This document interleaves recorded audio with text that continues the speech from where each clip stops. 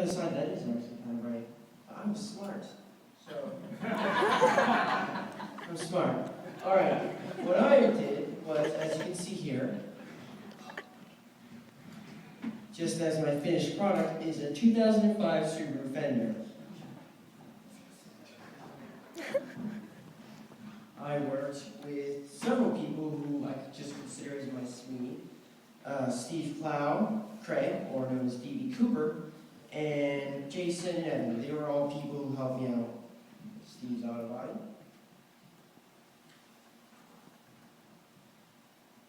As you can see here, this is the start of the fender. Right there, it's a horrible photo, but you can actually see a couple of little dents right there that I got to take out and then turn to the finished part of a nice smooth fender.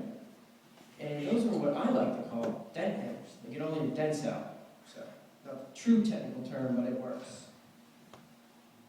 And you'll see here that I just got a photo of Craig doing that.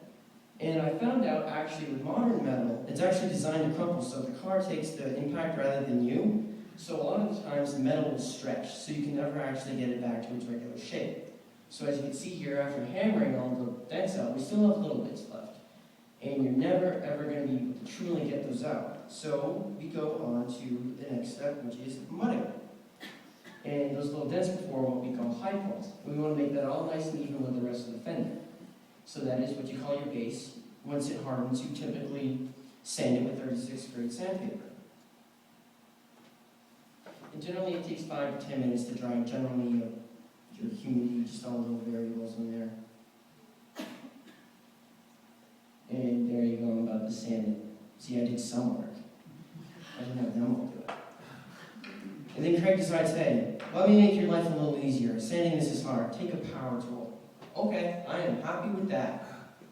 So I love power tools. And there you go, it's all sanded. And generally, we tried as hard as this could. Just, there's a line.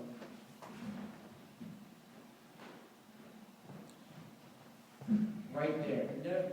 You're never going to be able to get rid of that line. That's the steel. But this is your next coating, which is light green, a lot easier to sand when it's hardened. So you generally don't need a power tool for that. And that is your second coat, which is your fill. Fills in all the little things, get your details done. One thing I've learned from this, it's okay to sand too much because you can always add more. And this is the next coat that you add. They all generally take the same amount of time to dry. Get my right coat here. Fill, all right, here we go. And then your third coating, which you just saw, is your finish. This is the reason why it's nicknamed finish is because it's your last coat before you have to get the primer. And generally you start with 80 grade and then you end with 180 grade sandpaper to get it nice and smooth. And as you can see, it's all sanded. And if you have steel showing, that's okay. The primer will take care of that. And now we're getting ready to prime it with taping it and putting paper on, just so you can control really where your paint goes.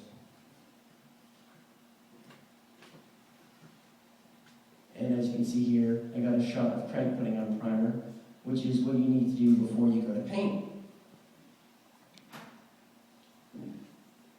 So now that you are primed, you actually need to sand it. You go 220, 320, and then what we call scuffing, taking that red little brush, not really a brush, and you do it to 400.